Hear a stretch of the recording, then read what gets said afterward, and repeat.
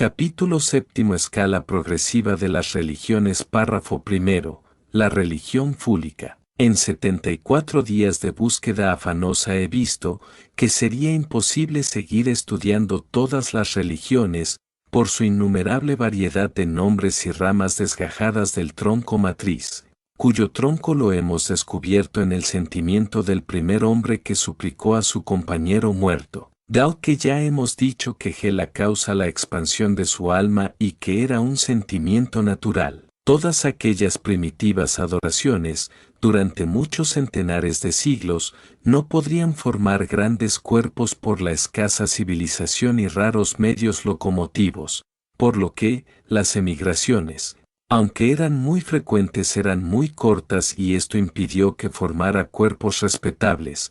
Por otra parte, la falta de la escritura era un obstáculo, pues los ritos perdían su forma primera por leves variaciones de una a otra y la tradición no puede hacer la fe de la historia, que aunque errónea también, lo escrito queda y todos leerán las mismas palabras, mientras que la tradición, de una historia hará una fábula y de un cuento, una historia. Son tantas las religiones primitivas, como pueblos se fundaban, y cada pueblo adoptaba una nueva forma de religión, conforme al Dios que se fraguaba, aunque siempre tuviera en el alma y sentimientos del nuevo pueblo el mismo principio, que era el de identificarse en las ideas y el mismo fin, el culto al algo superior que regía la naturaleza. En mi registro, encontré que ese algo que yo digo, en los Vedas lo llamaron aquello.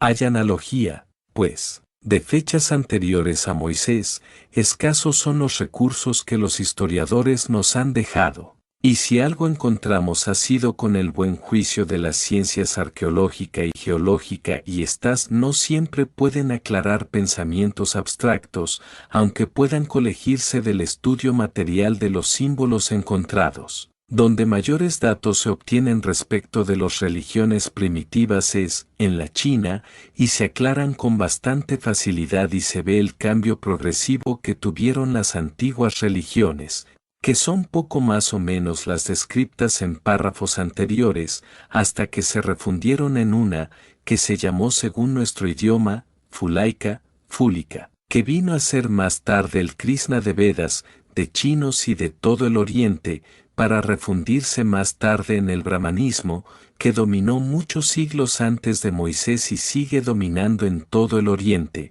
aunque deshecha por el budismo y otras. La religión fúlica era buena, aunque su representación material era muy tosca, pero era sagrada, porque el fuego era su emblema y es lo que al mundo llevó al progreso rápidamente. Pero fue necesario dedicar personal que lo mantuviera y produjera nuevamente, de época en época, y esto creó la casta sacerdotal, o servidores divinos, que largos siglos cumplieron bien, pero que al fin, se impusieron y provocaron el descontento entre los guerreros y se hizo necesario una autoridad superior a los sacerdotes y los guerreros y apareció el mandarino rey, creado para mantener el orden entre los guerreros y los sacerdotes. Estos hacían esfuerzos para probar que ellos venían de Dios y tenían derechos divinos y eran invulnerables y solo ellos podían producir el fuego santo y confirmaban al mandarín que era el mediador entre los guerreros,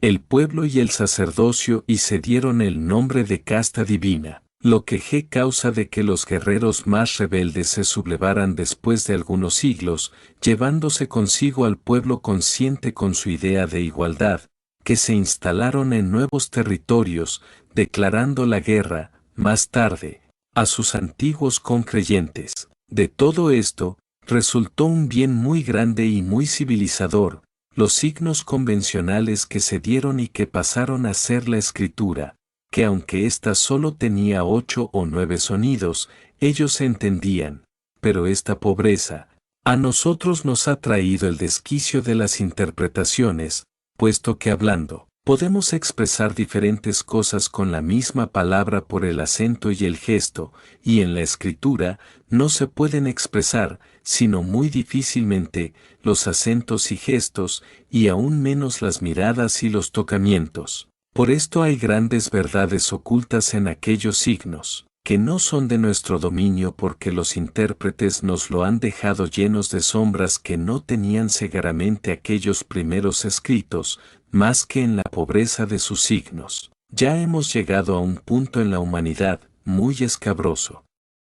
Se habían unido todas las tendencias religiosas bajo la ley fúlica que dominó todo lo que hoy es el imperio de la China, Indias Orientales y el Asia Mayor, por centenas de siglos, hasta que los sacerdotes, por su vida de parásitos y respeto del pueblo, se creyeron que eran de diferente masa que los demás y provocaron, con su prevaricación, el descontento justo de los guerreros y ya se entabló la guerra de razas, castas y supremacías. Hasta ese día, aunque la religión era idólatra, tenía un principio sano y allí se podía reconocer el asiento del Dios que busco. Desde ese día, al dividirse la unidad, la verdadera idea de Dios desaparece de todas las divisiones.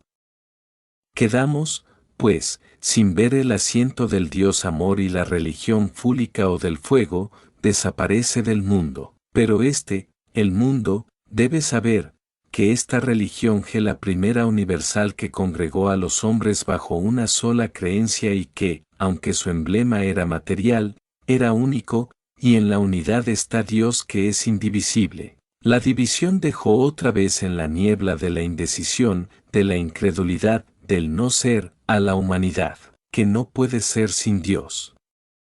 En este caso, ¿dónde te encontraré, mi Dios de amor? ¿Dejarás a los hombres en la sombra? ¿Volverán a la oscuridad? Tú eres Padre de amor, no puedes dejar a tus hijos desheredados, pero, ¿qué me dice mi razón? ¿Qué veo que nunca vi? Oh feliz culpa. Oh feliz división. Oh feliz prevaricación. Progresamos, viva la luz. Sigamos.